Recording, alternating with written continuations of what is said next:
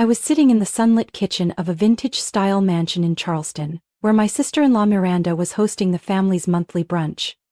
The weather was beautiful, the table meticulously set with ivory linens and sparkling crystal glasses catching the morning light. Everything seemed perfect, if only I weren't staring at the coffee cup in front of me, wondering whether or not to bring it to my lips. "I made it myself, Everly," my husband Kyle said with a smile as he placed the cup in front of me. His voice was casual, but his eyes sent a chill down my spine. "Tried a new recipe, just for you." The smell hit me instantly. Something was off. Not just wrong, strangely metallic and warm, like it didn't belong to any coffee I'd ever known. A cold shiver ran down my back. Miranda sat across from me, sipping her espresso without taking her eyes off me. Her expression was unnervingly calm, as if she were waiting for something, or confirming that something was about to happen. I forced a smile. "Kyle, you know I prefer iced coffee, right?" I tried to keep my tone light, though my hand trembled slightly on the cup. "You're breaking tradition today." He shrugged. "Thought I'd shake things up. You should try it. Miranda and I already did. It's really good." "Here. Is that so?" I turned to Miranda, searching her face for any sign beyond that robotic smile. She nodded slightly and set her cup down, not taking another sip. I'd gotten used to this brand of friendliness. In our 3 years of marriage, I'd been hospitalized 3 times after eating at Miranda's house. Mysterious allergic reactions, food poisoning, or severe stomach cramps. Nothing ever conclusive. Kyle always had an excuse. Strange food, sensitive stomach, weather changes. Miranda always appeared concerned, asked how I was, sent flowers to the hospital, but never visited. I no longer believed in coincidences. Not after nearly missing a major meeting because of a detox tea she'd made for me. "So, what were you and Miranda doing at her place so late last night?" I asked casually, still staring at the coffee. Kyle blinked, slightly startled. We were discussing your anniversary gift. Wanted to surprise you." "Surprise indeed," I muttered, setting the cup aside as I pretended to search for my phone in my purse. I glanced at the table.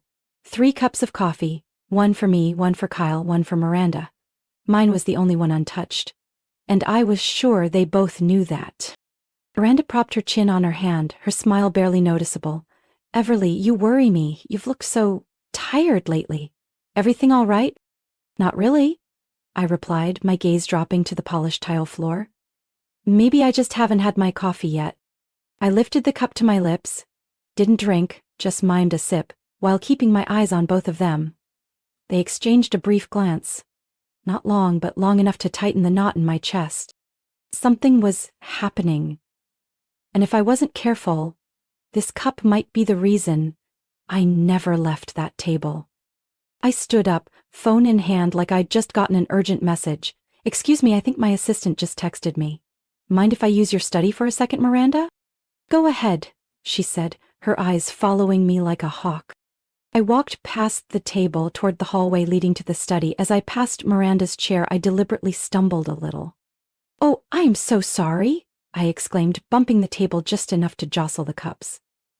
While leaning down to fix the linen and realign the cups, I switched mine with hers in one swift, subtle motion no one would notice, unless they were looking for it.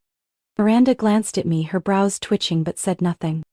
I rushed into the study, heart pounding, hands shaking from the adrenaline.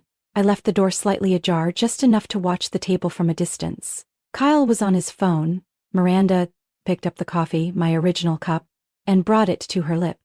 I held my breath and sipped, then another. 10 seconds passed. Nothing. I started to doubt myself. Was I just being paranoid? Then Miranda placed a hand on the table, her face tightening. Her other hand gripped the chair. Kyle looked up at that exact moment and saw his sister's pale face. He jumped to his feet. "Miranda?" "My throat, it's burning," she stammered, her hand trembling. "Kyle, there's something in that cup." I stepped out of the study, my phone already recording since the moment I entered. "Not feeling well, Miranda?" I asked. My voice calm, eyes locked on Kyle. "Everly, you..." Miranda's voice cracked, eyes darting between me and Kyle. "You said it would only make her tired, not..." "Wait," I cut in, stepping closer. Only tired? What exactly did you tell her, Kyle? He stared at me, blood draining from his face. This wasn't supposed to happen. That wasn't her cup. The kitchen went dead silent. I pulled my phone from my coat pocket and held it up. I recorded everything, including what she just said about you promising it would only make me tired. Miranda clutched her stomach, gasping. Call an ambulance. Kyle fumbled for his phone. I'm calling. I didn't know she drank the wrong one. I stepped back and dialed 911. I need an ambulance at 145 Elmhurst Drive. Someone is having a severe reaction after drinking coffee. She's shaking, nauseous, her hands are seizing. I gave them the address, eyes still fixed on the two of them. Miranda collapsed on the floor, Kyle kneeling beside her, face as pale as paper. Everly? You switched the cups, Miranda whispered. You knew. I crouched, keeping a safe distance, locking eyes with her. After 3 ER visits in 6 months, you think I wouldn't figure it out? The birthday breakfast, that weird tasting egg, the tea before my big presentation. And now this coffee. The door burst open as paramedics rushed in. I stepped back to let them through. Kyle? You planned this with your sister? I asked, not needing an answer. Because of the contract I landed? Kyle stayed silent, sweat beading on his forehead as Miranda moaned through the spasms. I'll go to the hospital with her, I said to the medics. She's my sister-in-law. One nodded, motioning for me to follow. Kyle tried to grab my arm. You don't understand, this isn't what it looks like. I pulled away, voice like ice. Really? Then how did you know it wasn't Miranda's cup before she said anything? Ifus. I walked out the door, my chest heavy but no longer afraid. As the morning light streamed through the windows, the truth was coming to light. And this time, they wouldn't get away with it. I sat in the ER waiting room at St. Vincent Hospital, eyes locked on the partially closed door across from me. Miranda was being treated inside. Kyle had disappeared the moment the paramedics wheeled her away. No one saw him leave. No explanation. No message. I pressed my palm against my thigh to keep from shaking. In my purse, the phone was still recording. The entire conversation at the brunch table, every word Miranda said, every reaction from Kyle, and most importantly, his whispered voice. That wasn't her. The door swung open. A female doctor in a white coat stepped in, her expression serious. Ms. Everly Carson? I stood. Yes, I'm the patient's sister-in-law. She's out of danger but still weak. We detected a small amount of a foreign substance in her blood, something typically used in clinical research not commercially available. You mean it can't be bought at a store or pharmacy? Exactly. And, more importantly, with the amount Miranda consumed, if you had been the one to drink that coffee, the consequences could have been far more severe. I gripped my bag tighter, part fear, part fury. I want to report this to the police, right now. We've already called, the doctor said gently. An officer is on their way. In the meantime, Miranda has asked to speak with you. I nodded and walked down the quiet hallway toward the hospital room. Miranda lay there, pale, hooked up to an IV, her eyes half open, staring at the ceiling. When she saw me, she frowned and tried to sit up, but didn't have the strength. I thought you wouldn't come, she whispered. Not come? After you nearly killed me for the 4th time in 6 months, I figured I should at least look you in the eye one last time, I replied, my voice cold. Miranda pressed her lips together, her breath shallow. It wasn't to kill, just to make you rest for a while. Rest? I stepped closer, lowering my voice. You mean be conveniently absent so you could present the Brentwood proposal in my place? Miranda closed her eyes, as if bracing herself against both the pain and the truth being spoken aloud. Kyle said if you missed the meeting, the board would hand the project over to him and me. You were behind the times I ended up in the hospital? I asked, even though deep down I already knew. I made the tea when you had that allergy episode, just enough to make you dizzy. Kyle brought the muffins on your birthday. He added a little flavoring, that's what he called it. I sat down in the chair beside her bed, eyes unblinking. Why? I never competed with anyone. I worked hard, I came in early, stayed late. I even gave you the spotlight last year on the Harper project, Miranda sighed, eyes still closed. Because you made everything look easy. Clients loved you, you had the ideas they wanted, and me, I worked for over a decade and no one noticed. Then you showed up and all the spotlight went to you. I sat in silence. There was no excuse for what they did, but under the hospital's soft yellow light, I saw nothing but a woman hollowed out by envy that had eaten through all reason. And Kyle? I asked. He's my husband. The one who swore to protect me. Miranda squinted, lips twitching into a weak smirk. Kyle never stood behind anyone. Once you outpaced him, everything changed. The coastline deal, the lakeshore contract, they all went to you. The door opened. A female officer entered, followed by a nurse.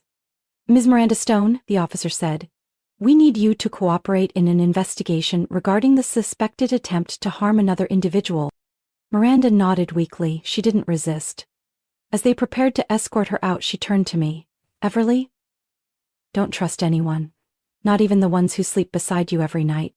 I stood still, my heart heavy. That line haunted me more than the confession. I left the hospital that afternoon under a light drizzle. Raindrops tapped against the roof of my car as I sat in the parking lot, hands clenched on the wheel. Miranda's last words echoed in my head. Don't trust anyone. Not even the ones who sleep beside you. I knew this battle was far from over. Before leaving, I had sent the audio recording from the brunch to my private attorney, Andrew Gallagher, a former partner from several intellectual property cases. He was not only brilliant but completely discreet. Less than 10 minutes later he called back, voice calm and firm. Everly, this is the first piece of evidence we need. But I'll need more, something to show this wasn't an isolated incident. I looked down at my phone, then reached for the backup phone, the one I kept hidden in my desk drawer. It held a full archive of voice memos and screenshots I'd quietly collected over the past 4 months. The first time I truly suspected something was wrong was back in February, after I collapsed in the conference room just hours before I was set to present a strategic plan to the Corellas board. Kyle had stepped in to replace me, and even though he simply repeated my slides, the report credited him as the lead presenter. That evening, I found a small, unlabeled white sugar packet tucked into the lunch Kyle had packed for me. I didn't say a word, but from that moment on I started recording everything. I opened a folder labeled Obsidian, a code name I'd given it. Inside were 17 voice recordings, 24 screenshots of messages between Kyle and Miranda, and a detailed log of every incident, the time, the symptoms, who cooked, who handed me drinks, and what happened afterward. Every detail arranged like a covert operations report. I sent it all to Andrew with a note.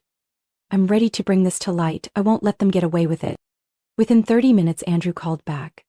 Everly, this is no longer just a family or workplace dispute. This is a systematic scheme to cause harm, sustained over months, with clear evidence of collusion and intent. I'm forwarding it to an investigator. But you need to stay calm and absolutely avoid confronting Kyle directly. I nodded silently, then drove home. The house Kyle and I once shared sat on Oak Ridge Street, lined with deep red maple trees. I didn't go in right away. Instead, I played a voice memo from 3 weeks ago, when Kyle called Miranda from our living room thinking I was asleep. Not strong enough, Kyle had said.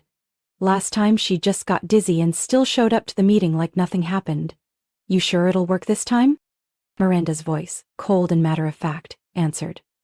As long as she misses the Argon & Co. product launch, the client will come to us. They want consistency, not someone who's constantly hospitalized. I stopped the playback, my chest going cold. When I opened the front door, Kyle was lounging on the sofa with a glass of wine, as if nothing had happened. You're back. How's Miranda? I didn't answer. I walked straight to the office and locked the door behind me. I needed a safe place to prepare. On my computer, I opened our most recent contract with Henderson Group, a deal worth over $8 million.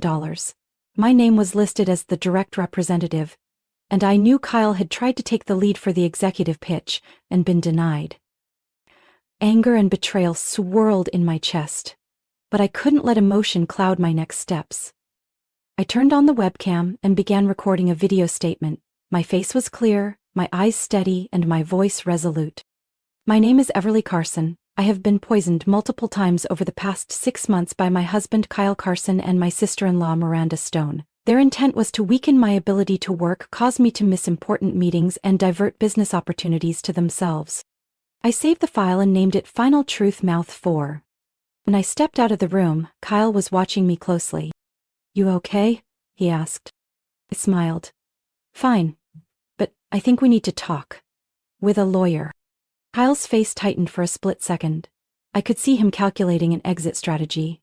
But this time I was already one step ahead, and I wasn't stopping until the truth came to light.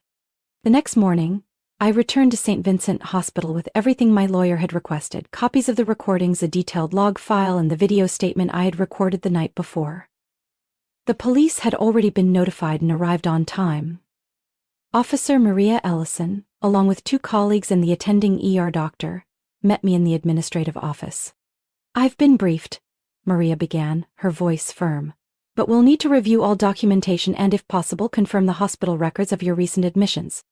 "I've prepared everything," I said, handing her a USB drive, "and here's a letter from Dr. Brunner. He treated me during my last admission in June." They opened a laptop and plugged in the headset. As the French recording played, I watched Maria's expression shift from skeptical to stunned to icy. "That wasn't her cup." Maria repeated Kyle's line from the recording. "That's the turning point." I nodded. "And there's more." In other recordings, Kyle and Miranda discussed dosages, symptoms, and ideal timing for me to be out. Maria glanced at the doctor. "We'll need Miranda's blood test results as soon as possible, and, if available, compare them to Everly's from her past ER visits." The doctor nodded. "We're working on it. But there's one critical detail. Miranda's preliminary results show traces of a compound used in behavioral neurotesting.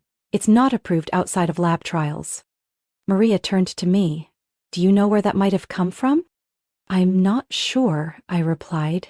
"But Kyle used to be a research assistant at Brown University during his grad program. One of his former classmates now works at a pharmaceutical company called Cantor Farm. They specialize in neurological test compounds." She noted it down, then radioed in for a team to investigate Kyle's workplace. Ashcroft and Bennett, where he worked as a legal advisor on commercial contracts. Less than an hour later, the report came in. 4 small, unmarked vials were found in Kyle's desk drawer at the firm, each with a handwritten note detailing observed symptoms, onset timing, and a related project name. One note read, "Everly Henderson deal. Must last at least 3 days." I felt numb hearing that. The truth was now undeniable. This wasn't just a ploy to sabotage me at work. It was a methodical, calculated operation, carried out with chilling precision. "We're expanding the investigation to Cantor Farm," Maria said. "If the compounds trace back there, more names will be involved, but for now, Kyle Carson is being summoned." As we discussed next steps, a hospital staffer entered and informed us that Miranda was awake and had asked to speak with me privately. I followed them to her room. Miranda looked completely different from the day before. Her face was less tense, her eyes no longer held that smug glint, just exhaustion and something like relief. "I didn't think you'd come," she rasped. "I came to hear your final confession," I said, standing a few feet from her bed. "No need to confess more, I've said enough," Miranda whispered. "But I want you to know. I didn't think it would go this far. Kyle, he pushed me past the line. I just wanted my career back, not to destroy you." I stayed silent. It wasn't an apology, and it wasn't remorse, just the self-pity of someone who knew she had lost. "I'll tell the police everything," Miranda added. "I have a copy of an email Kyle sent to someone named Jonathan Matthews at Cantor Farm. He asked for a compound that slows cognition without leaving a trace. It's on my laptop." I left the room without responding. I didn't need a confession. I needed justice. And justice had finally begun to turn. The trial began on a cold autumn morning at the Charleston County Courthouse. Outside, maple trees were just starting to change colors. Inside, the tension was so thick that even the faintest cough echoed sharply. Kyle Carson and Miranda Stone sat at the defense table. their faces cold, stripped of the confidence they once wore at their lavish family gatherings. I sat in the front row on the plaintiff's side next to Attorney Gallagher. Behind me were my mother, a few close colleagues and a representative from Henderson Group, the client we nearly lost to Kyle's scheme. The prosecutor opened with a clear statement. This case isn't just about betrayal within a marriage. It's about a calculated campaign to destroy a woman's health, reputation, and career, all because she was more successful. The evidence was presented one piece at a time. The brunch recording, text messages between Kyle and Miranda discussing dosage and timing, and a handwritten note from Kyle that read, "Double the dose if needed, ensure she's absent on the 17th. The courtroom fell silent as the prosecution played the video testimony I'd recorded at home, where I looked straight into the camera and spoke about the pain, the hospital visits, and the crushing realization that it was my own husband who handed me every morning, "Drink." I didn't look at Kyle as the video ended. I had long stopped seeking any emotion from him. On the second day, Dr. Brunner was called as an expert witness. He presented my blood test results from 3 separate hospitalizations, each one showing traces of the same rare chemical compound, with gradually increasing concentration. This was not accidental poisoning, the doctor stated.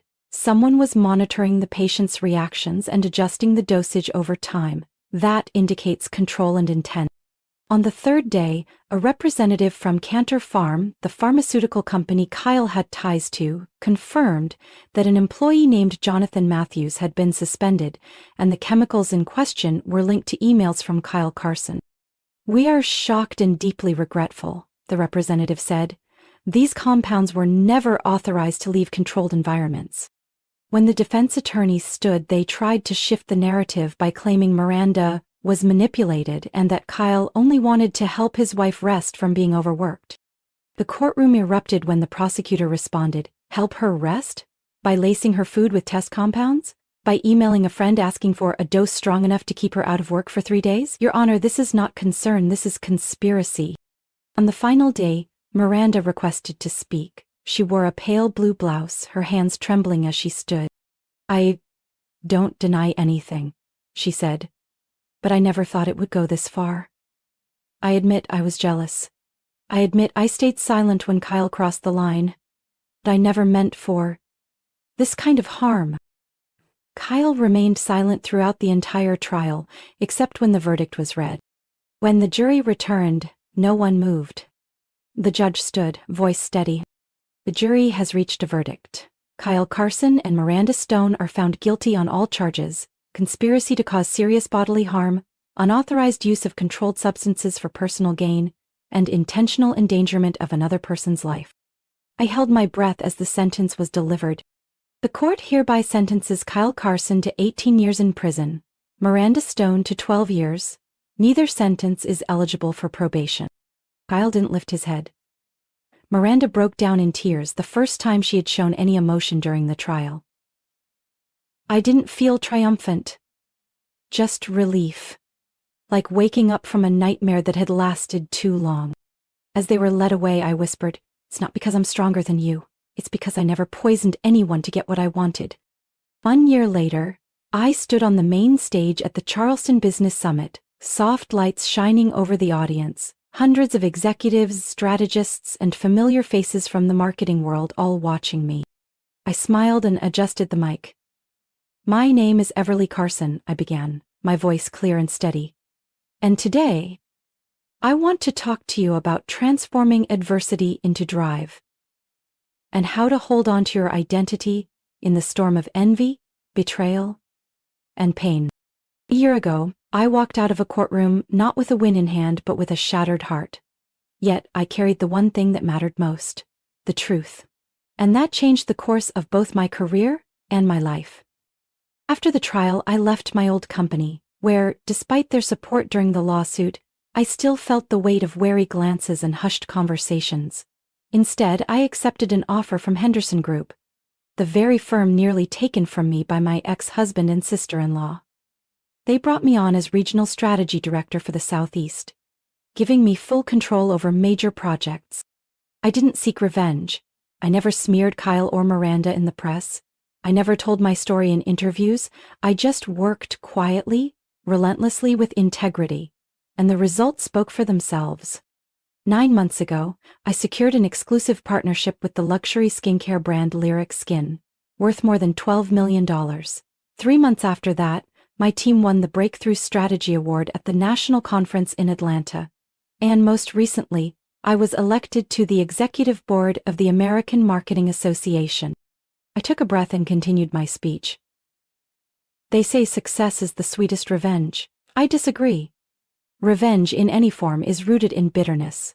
But success, when built on integrity and perseverance, is the kind that frees you from the need for retaliation. Applause echoed from below. I looked out and saw a young woman watching me, eyes sparkling. The same kind of look I once had when I first entered the industry. After the presentation, I walked down the long hallway leading backstage. A woman approached, holding a notebook and pen. "Excuse me, Miss Everly. I'm Danielle. I work at a health tech startup. I just wanted to say, your speech gave me so much courage." I smiled and gently touched her arm. Courage isn't the absence of fear, it's moving forward even when you're afraid. I saw that courage in your eyes already. That evening, I returned to my new apartment in downtown Charleston, the one I'd designed myself after selling the old house. In my inbox was an email from Henderson's legal team. The subject was simple. The Lyriskin contract had been extended for another 3 years. I sat out on the balcony, watching the Ashley River curve beneath the city lights. In my hand was a cup of chamomile tea, not coffee, and definitely not made by someone else.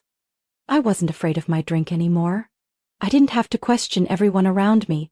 I had reclaimed my life. At the bottom of the email, a note from Henderson's CEO read, "Thank you for not giving up. You're more than a top representative. You're a testament to resilience."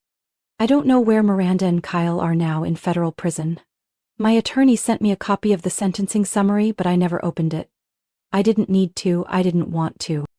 Because I chose to move forward, without looking back, without bitterness, without carrying the weight of vengeance.